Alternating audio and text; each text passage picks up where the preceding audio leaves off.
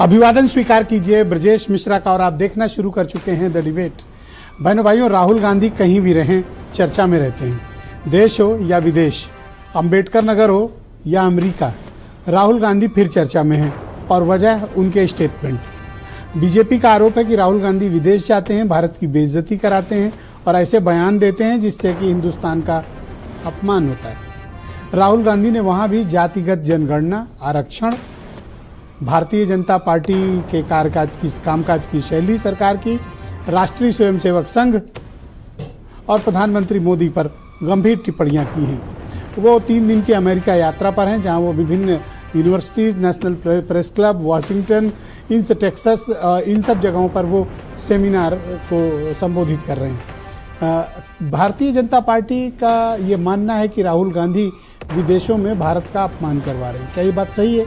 आज चर्चा इसी विषय की हम करने वाले हैं। बहनों भाइयों, आपने देखा होगा कि राहुल गांधी अमेरिका की विजिट पर हैं और राहुल गांधी शायद एक ऐसे नेता हैं प्रधानमंत्री मोदी के बाद कि जो देश में रहते हैं तो भी बड़े चर्चा में रहते हैं और विदेश जाते हैं तो ज़्यादा चर्चा में रहते हैं। तो अब वो विदेश में हैं, पर मीडिया में हेडलाइन कौन है? राहुल गांधी। कारण उनके स्टेटमेंट। तो 3-4 प्रमुख बातें कही राहुल गांधी ने, उनको उसको कैच करने की जरूरत है। पहला, जातिगत जनगणना जरूरी है और वो भारत में करवाएंगे।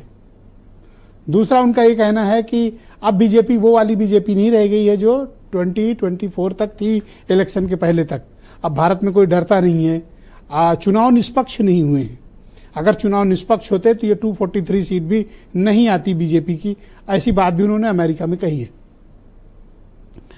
जातिगत जनगणना कराना, आरक्षण कराना, उन्होंने कहा आरक्षण तब समाप्त हो सकता है जब ऐसी स्थिति हो कि सबको समान अवसर प्राप्त हो गए हों, लेकिन इस वक्त ऐसे हालात नहीं हैं।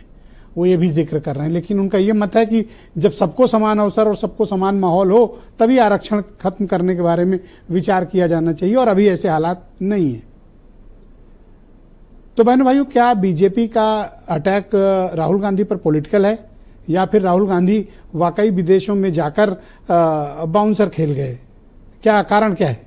हम इस विषय पर आज विस्तार से और खुली चर्चा करते हैं कि राहुल गांधी देश में रहें तो भी बीजेपी उनके पीछे विवाद खोजती है और अगर विदेश चले गए तब तो पक्का है कि विवाद खोजा जाएगा।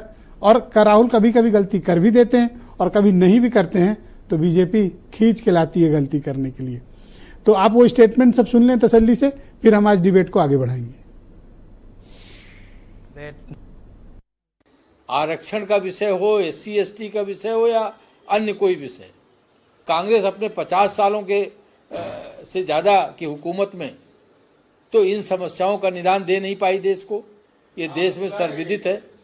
और अगर आज वो इन विषयों पर विदेश में जाके बात करते हैं तो ये देश की 140 करोड़ जनता का अपमान है। निश्चित तौर से राहुल जी ने जो बात कही है, उन्होंने जो फैक्ट है वो बोला है समाज का, और एक समाज ऐसा है जो अपने आप को हमेशा दबा कुचला महसूस शुरू से करता चला आया और उनका साथ जरूरी है और एक बड़ी ताकत है, बड़ी फोर्स है जो निश्चित तौर से वो उसकी ज़रूरत, जो भी समाज में काम करेगा उसकी ज़रूरत है और उसकी ताकत के बगैर आप कमज़ोर है। समाजवादी पार्टी के राष्ट्रीय अध्यक्ष जी ने PDA का नारा दिया है। पिछड़ा, दलित, अल्पसंख्यक और उसमें पिछड़े अगड़े भी आते हैं। पिछड़ा, दलित, अल्पसंख्यक के नाम को लेके उनको कैसे आगे बढ़ाना है, उनको कैसे समाज में सम्मान मिलना है, कैसे उनको मुख्यधारा में शामिल करना है, इसके लिए उन्होंने काम किया और जनता ने इसके लिए उन्हें आशीर्वाद भी दिया और समाजवादी पार्टी को उत्तर प्रदेश में जीत भी दिलाई। मायावती का कहना है कि राहुल के नाटक से सतर्क रहें, वो आरक्षण खत्म करने की साजिश कर रहे हैं। ऐसा मायावती का ट्वीट आया है। बहन भाइयों, आज की परिचर्चा को आगे बढ़ाएंगे। शरतेंदु त्रिवेदी भारतीय जनता पार्टी के प्रवक्ता हैं, हमारे साथ मौजूद हैं। मनोज काका समाजवादी पार्टी से हैं। सुरेंद्र राजपूत कांग्रेस कमेटी के प्रवक्ता हैं। MH खान साहब हमारे साथ मौजूद हैं और राजेंद्र गौतम जी उत्तर प्रदेश के बहुत ही जाने माने पत्रकार हैं और वीरेंद्र सिंह जी हमारे स्टेट हेड। आप सभी का शुक्रिया और धन्यवाद इस कार्यक्रम में मेरे साथ सम्मिलित होने के